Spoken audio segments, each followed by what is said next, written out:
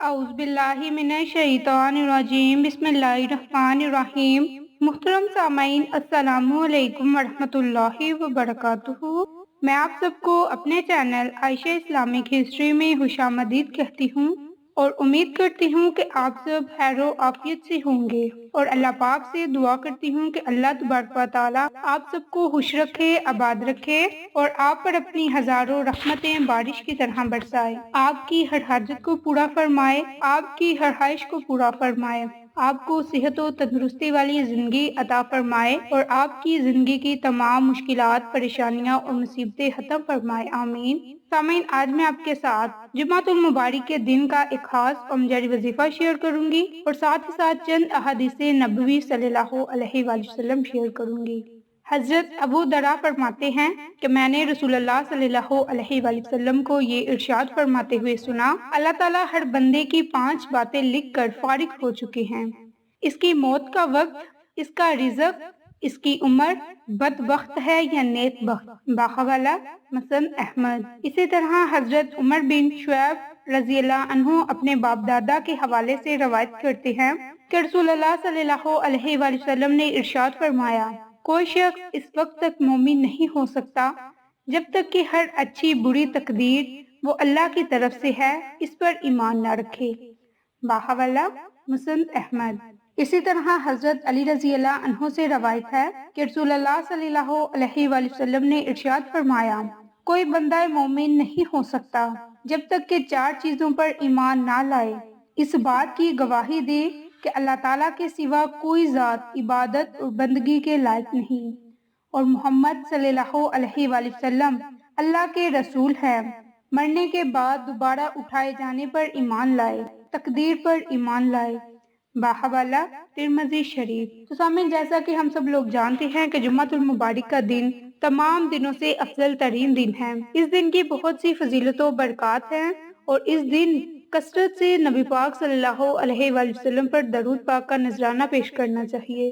درود پاک آپ چاہیں تو درود ابراہیم پڑھ لیں، اور اگر آپ چاہیں تو چھوٹا درود پاک بھی پڑھ سکتے ہیں، یہ اب آپ کی اپنی مرضی ہے، لیکن جمعہ کے دن درود پاک پڑھنے کی بہت سی فضیلت و برکات ہے، اس لیے جمعہ کے دن درود پاک کو لازم پڑھیں۔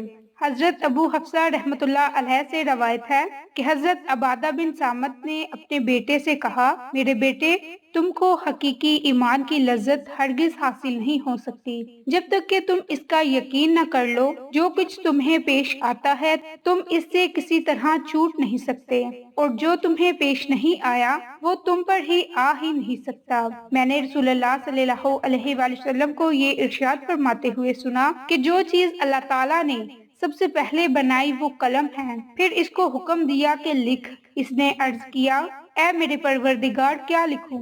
تو ارشاد ہوا، قیامت تک جس چیز کے لیے جو کچھ مقدر ہو چکا ہے وہ سب کچھ لکھ دے۔ تو حضرت عبادہ بن صامت نے کہا، میرے بیٹے، میں نے رسول اللہ صلی اللہ علیہ وآلہ وسلم کو یہ ارشاد فرماتے ہوئے سنا کہ جو شخص اس یقین کے علاوہ کسی دوسرے یقین پر مرے گا اس کا مجھ سے کوئی تعلق نہیں، باحوالہ ابو داؤد۔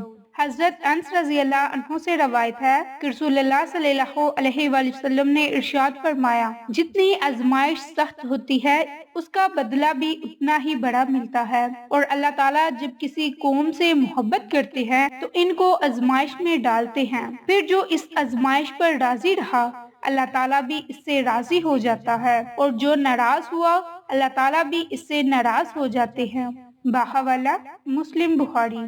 قرآن مجید اللہ تعالیٰ کی سچی کتاب ہے، یہ اللہ کا پیغام اپنے بندوں کے نام ہے، اس سے ایمان بڑھتا ہے اور دلوں کے زنگ اترتے ہیں۔ قرآن مجید کی تلاوت کرنا باعث برکت اور ثواب ہے، مگر افسوس کا مقام یہ ہے کہ ہماری اکثریت تلاوت قرآن مجید سے غافل ہے، دنیا کے کاموں میں اپنا وقت لگانے سے گریز کرتے ہیں، جبکہ تلاوت قرآن کے لیے وقت نہیں ملتا۔ تو آج میں آپ کے ساتھ ایک قرآنی سورت کا وظیفہ شیئر کروں گی اور ساتھ ہی ساتھ مختصر سی قرآن مجید پڑھنے کی فضیلت و برکات احادیث کی روشنی میں بتاؤں گی، کے بارے میں رسول اللہ صلی اللہ علیہ وآلہ وسلم نے فرمایا تم قرآن پڑھو اس لیے کہ قرآن قیامت کے دن اپنے پڑھنے والوں کے لیے سفارش بن کر آئے گا۔ باحوالہ مسلم بخاری۔ ایک دوسری حدیث میں آتا ہے کہ قرآن کی سفارش کو قبول کیا جائے گا۔ قرآن کو پڑھنے کے بعد اس کو اپنی عملی زندگی میں لانے والوں کے لیے بھی جھگڑا کرے گا اور نجات دلائے گا۔ اس کے بارے میں رسول اللہ صلی اللہ علیہ وآلہ وسلم نے فرمایا قیامت کے دن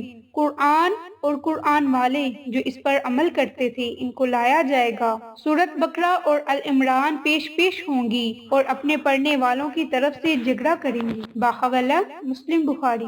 وقت کی نزاکت کو مد نظر رکھتے ہوئے ہم اپنے مقصد کی طرف چلتے ہیں۔ وظیفہ ذکر کرنے سے پہلے میری آپ سب سے گزارش ہے کہ میری ویڈیو کو شروع سے لے کر آخر تک ضرور دیکھیے گا، اور جن لوگوں نے ابھی تک میرے چینل عائشہ اسلامک ہسٹری کو سبسکرائب نہیں کیا وہ نیچے موجود لال رنگ کے بٹن کو دبا دیں اور ساتھ موجود بیل آئیکن کو دبا کر آل نوٹیفیکیشن پر کلک کر دیں تاکہ میری ہر نئی آنے والی ویڈیوز کی اپڈیٹ آپ تک بآسانی پہنچ سکے۔ جزاک اللہ۔ تو سامعین، آج میں آپ کے ساتھ سورۃ کوثر کا ایک مختصر سا وظیفہ شیئر کروں گی جس کے کرنے سے آپ کی ہر حاجت پوری ہوگی، آپ کی ہر خواہش پوری ہوگی، آپ کو آپ کے ہر کام میں کامیابی ملے گی، کامیابی آپ کا مقدر بن جائے گی۔ تو کامیاب زندگی حاصل کرنے کے لیے، اپنی زندگی کے تمام مقاصد کو پورا کرنے کے لیے آپ اس عمل کو، اس وظیفے کو جمعہ کے دن لازم کریں۔ تو اب آپ نے اس عمل کو، اس وظیفے کو جمعہ کے دن کس وقت کرنا ہے؟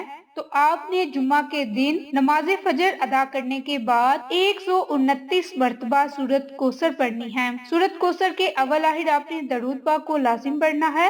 درود پاک پڑھنے کے بعد آپ نے 100 مرتبہ یا رزاق کا ورد کرنا ہے۔ یا رزاق اللہ کا ایک صفاتی نام ہے جس کی بہت سی فضیلت و برکات ہیں۔ تو آپ نے نماز فجر ادا کرنے کے بعد 129 مرتبہ سورۃ کوثر کی تلاوت کرنی ہے، اور اس کے بعد آپ نے 100 مرتبہ یا رزاق کا ورد کرنا ہے، اور ان دونوں کے اول اور آخر آپ نے 3 مرتبہ درود پاک کو لازم پڑھنا ہے۔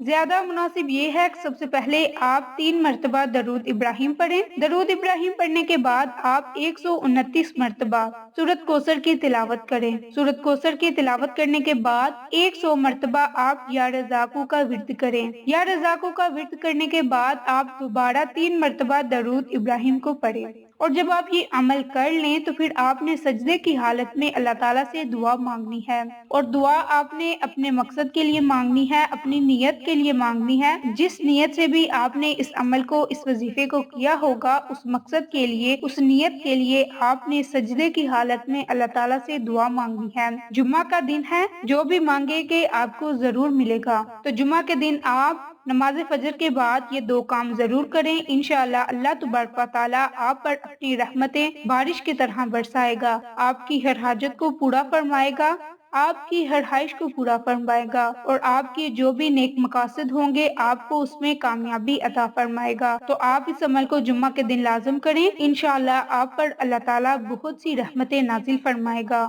تو آپ اس عمل کو جمعہ کے دن بھی کر سکتے ہیں، اس کے علاوہ جب بھی آپ اس ویڈیو کو دیکھیں آپ اس عمل کو، اس وظیفے کو کر سکتے ہیں۔ انشاءاللہ پھر کسی نئی اچھی ویڈیو کے ساتھ یا اچھی معلومات کے ساتھ آپ کی خدمت میں حاضر ہوں گے۔ تب تک کے لیے اجازت۔ السلام علیکم ورحمۃ اللہ وبرکاتہ۔